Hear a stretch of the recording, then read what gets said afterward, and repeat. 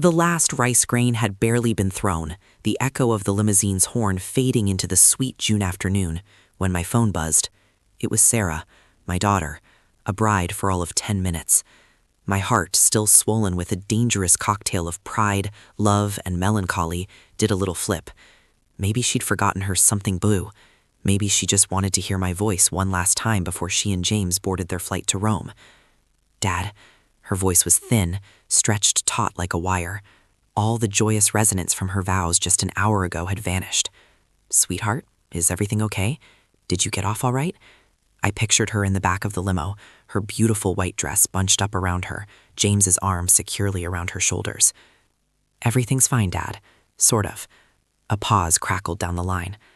Listen, this is going to sound crazy, but James and I, we've changed our minds about Italy.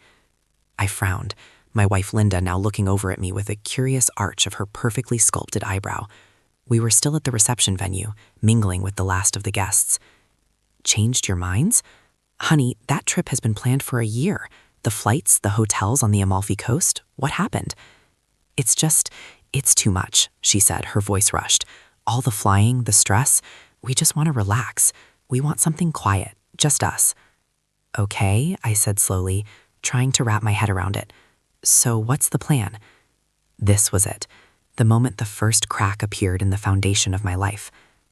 We need your beach house, she said, the words tumbling out in a single breath. For our honeymoon. Can we go there, like right now? My beach house, our sanctuary in Montauk. It was a 3-hour drive from the city, a place of quiet dunes and salty air where Linda and I had weathered every storm of our 28-year marriage. It wasn't a rental property. It was our soul's anchor. The beach house? Of course you can't, sweetheart, you know that. But are you sure? It's not exactly the Trevi Fountain. It's perfect, Dad. Please. We're already heading that way. We just need you to, well, maybe you could head over and open it up, get it ready for us. We'll be there in a few hours. Linda was beside me now, her hand on my arm. What is it, Mark? She whispered. I covered the mouthpiece. Sarah and James canceled Italy. They want to use the beach house for their honeymoon. They want me to go open it up. To my surprise, Linda's face broke into a relieved smile. Oh, what a wonderful idea. So much more intimate. You should go, honey. Get it ready for them. I'll handle things here and see you at home tomorrow. Her reaction should have been my first red flag. Linda loved Italy. She'd been more excited about their honeymoon than Sarah, poring over maps and travel blogs for months. Her easy acceptance was strange, but in the post-wedding haze, I chalked it up to a mother's relief that her daughter would be close by. All right, sweetheart, I said back into the phone. I'm on my way. I'll air it out and stock the fridge for your lovebirds. Drive safe. Thanks, Dad. You're the best. I love you. The line went dead. As I walked to my car, peeling off my tuxedo jacket, a strange unease began to settle in my gut. It was a quiet, insidious feeling, like a slow gas leak. The drive out of the city was a blur of traffic and concrete. It was on the long, darkening stretch of the Long Island Expressway that my mind began to work, sifting through the events of the past few months like a detective looking for clues. I remembered a conversation from a month ago, Linda on the phone in the kitchen, her voice low and hushed. When I'd walked in, she'd snapped the phone shut, a faint blush on her cheeks. Just a client, she'd said, a little too quickly, demanding as always. Linda was a successful art consultant. Her clients were always demanding. But this felt different. Then there was the weekend of James's bachelor party in Vegas. Linda had a last-minute business trip to Boston. I'd thought nothing of it at the time. We had separate, busy lives. But now, in the sterile glow of the highway lights, the coincidence felt sharp and uncomfortable. Had she even been in Boston? My mind spiraled further, her sudden lack of interest in the final wedding details, leaving most of it to me and Sarah. Her phone, which was now perpetually angled away from me, screen down on the nightstand. The little things, the tiny, almost invisible shifts in the emotional architecture of our marriage that I had ignored, attributing them to wedding stress or midlife ennui. Was I being paranoid?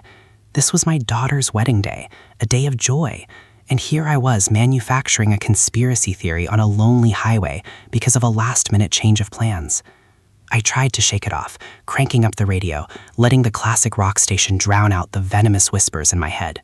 I was just a tired father, emotional from giving away his only daughter. By the time I reached the familiar salty air of the coast, it was nearly 10 p.m. A thick fog was rolling in, muffling the sound of the waves and cloaking the world in a damp, gray shroud. The beach house stood dark and silent against the moody sky. I parked the car, the crunch of gravel under my tires sounding unnaturally loud. I let myself in, the air inside cool and musty. I flicked on a lamp, casting a warm, familiar glow over the living room. Everything was just as we'd left it 2 months ago. Linda's favorite cashmere throw was draped over the armchair. My collection of maritime novels was stacked neatly on the coffee table. This was our place. Ours. I went about my tasks on autopilot. I opened the windows to let the sea breeze chase away the stuffiness. I went to the kitchen and pulled a bottle of champagne from the wine fridge, placing it in the main refrigerator to chill for Sarah and James. My unease had subsided, replaced by the comforting rhythm of routine. I was being ridiculous. Of course Linda wasn't cheating on me. My final task was to prepare the master bedroom. I pulled the dust cover off the large king-size bed and went to the linen closet to get fresh sheets. As I pulled them from the shelf, something fell to the floor. It was a men's silver cufflink. It wasn't mine. Mine were gold, a gift from my father. This one was sleek, modern, with a small black onyx stone. I stared at it, the metal cold against my palm. My heart started a slow, heavy drumbeat against my ribs. It could be anything. It could have been left by a guest years ago, fallen behind the towels. It could be nothing.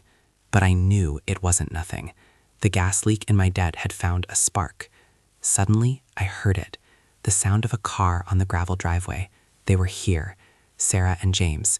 I felt a surge of relief. Their arrival would banish these insane thoughts. I tucked the cufflink into my pocket and walked towards the front door, a smile already forming on my face.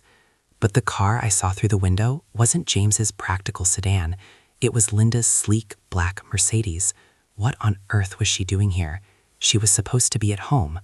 I watched, hidden by the shadows of the living room, as she got out of the driver's seat. Then the passenger door opened. A man emerged. He was tall, handsome in a bland, corporate way, and I recognized him instantly. It was David, one of her colleagues she'd pointed out at a company dinner last year, the one she'd laughed with a little too long. They didn't speak. He just came around the car, took her hand, and they walked towards the house. Not the front door. They walked around to the back, towards the deck that faced the ocean, towards the sliding glass doors of the master bedroom. My blood turned to ice water. The air left my lungs in a silent, painful rush. This wasn't a mistake. This wasn't a misunderstanding. This was a carefully orchestrated rendezvous. My daughter's call, the sudden change of plans, Linda's enthusiastic support. It wasn't a cover for her daughter's honeymoon. It was a cover for hers. They had sent me here to set the stage, to air out the rooms and chill the champagne for my wife and her lover. I didn't move. I was paralyzed by a cold, silent rage that was so profound it felt like a physical death. I heard the slide of the glass door to our bedroom. I heard her laugh, that light, airy sound that I had once cherished. It now sounded like shattering glass in my ears. I heard his deeper voice murmur something in response. I stood there in the darkness for what felt like an eternity, the house I had built with my own hands suddenly feeling like a tomb. The betrayal was so absolute, so devastating. It was almost surreal. It wasn't just Linda. It was Sarah, too, my daughter. She had lied to me. She had used her own wedding, her own honeymoon, as a tool in her mother's deception. She had chosen a side, and it wasn't mine. Slowly, deliberately, I pulled out my phone. My hands were shaking so badly I could barely unlock it. I walked on silent feet to the hallway leading to the master bedroom. The door was slightly ajar. I could see them, silhouetted against the foggy night outside the window. I raised my phone, the lens focusing on the scene of my life's demolition. The click of the shutter was deafening in the silence. I took 2 more photos for good measure. I didn't confront them. I didn't scream or break things. The man who would have done that had died on the LI an hour ago. I simply backed away, walked out the front door, and got into my car. I left the champagne chilling in the fridge.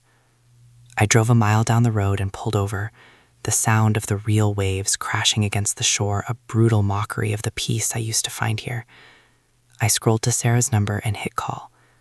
She answered on the first ring. "Dad? Is everything okay? Are you still there?" My voice was hollow, a stranger's voice. "No, honey. I'm not there anymore, but your mother is. Tell me, Sarah, was this her idea or yours? Silence. Then a choked sob.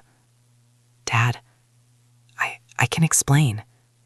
No, I said, the single word carrying the weight of 28 years of trust, now pulverized into dust. You can't. You made your choice. You helped her. You lied to me on your wedding day. I hope her happiness is worth it. I ended the call before she could reply. I then sent the picture to Linda. My only text was, your bags will be on the porch. The lawyer's name is Michael Zimmerman. He'll be in touch. I drove home, the 3-hour journey feeling like a passage through the underworld. When I arrived, the wedding decorations were still up, mocking me with their faded joy. I went inside, packed every single one of Linda's belongings into suitcases and garbage bags, and placed them neatly on the front porch, just as I'd promised. Then I sat on the top step, watching the sun rise on the first day of my new, shattered life, the silver cufflink still clutched tightly in my hand.